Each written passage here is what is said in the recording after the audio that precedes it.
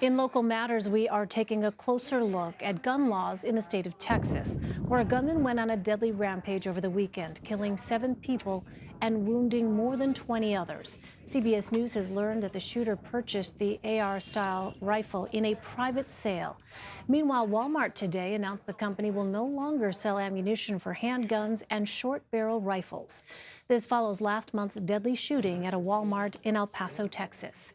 Meanwhile, the NRA tweeted saying, quote, "It is shameful to see Walmart succumb to the pressure of the anti-gun elites. Lines at Walmart will soon be replaced by lines at other retailers who are more supportive of America's fundamental freedoms." John Moritz joins me now from Austin, Texas. He is a Texas Capitol correspondent for the USA Today network. John, thank you so much for joining us. Texas loosened its gun laws just a day after this latest shooting. What can you tell us about the new legislation, and how has Governor Greg Abbott reacted? Well, heading into the most recent legislative session here in Austin, Texas was the site of 2 very deadly mass shootings, one at a school, one at a church. So what they did was they made it easier to carry guns in church, and you could actually bring your gun to school, keep it locked in a vehicle, as long as you're a legal gun, you have a legal right to carry that gun, a license to carry, as we call it here. Well, for one of your latest articles, you write about how one conservative Texas lawmaker's defense of gun rights is sparking debate there. What can you tell us about that?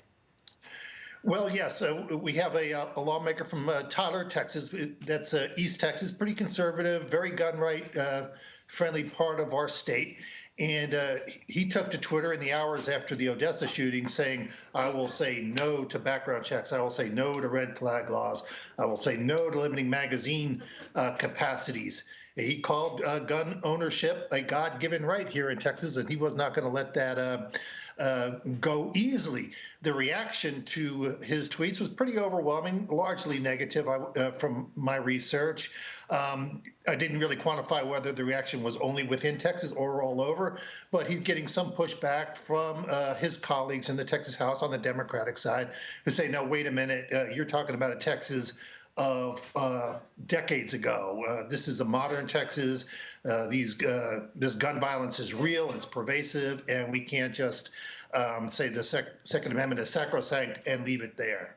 Yeah, I mean, what is your sense? I mean, how much do other lawmakers in Texas right now share the same sentiment as State Representative Matt Schaefer on this issue? Well, we're a Republican state. Republicans control every statewide office. They control both houses of the state legislature.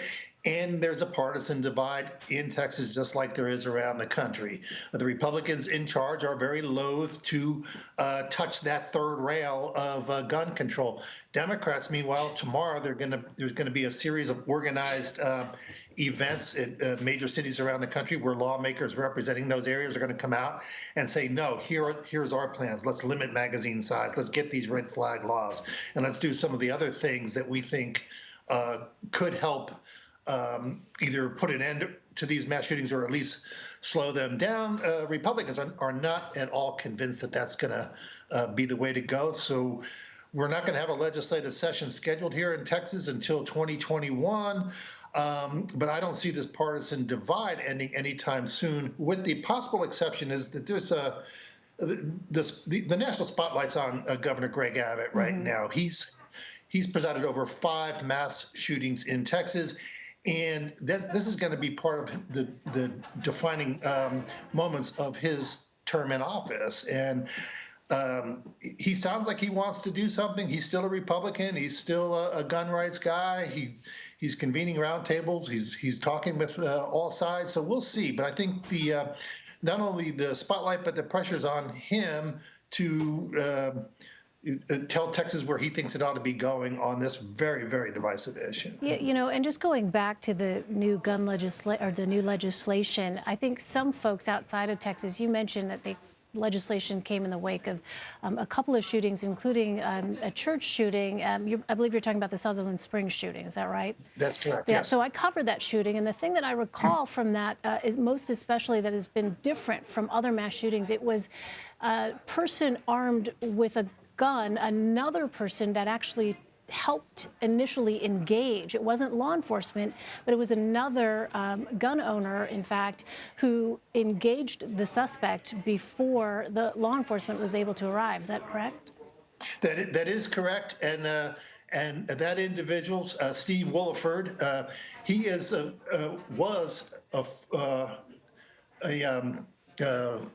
a gun safety expert for NRA, training people how to use firearms. So he knew what he was doing. He is now very active in the pro-gun movement. He attended a pro-gun rally outside the governor's offices at the Capitol just last week as the governor was talking with some people who would be open to limiting gun rights. He's making it clear that he is the good guy with the gun, and that he knows that a good guy with a gun will take on a bad guy with a gun. He says he's living proof of that. He's active in the NRA. He's been to the State of the Union address as a guest of Republican and Democratic lawmakers from Texas. So he's using that notoriety to advance his issue, which is, keep your hands off our guns here in Texas. Right, something different that you don't necessarily hear about in other cases where there have been mass shootings. All right, John Moritz. John, thank you very much for your insight. Appreciate it. Anytime. Thank you.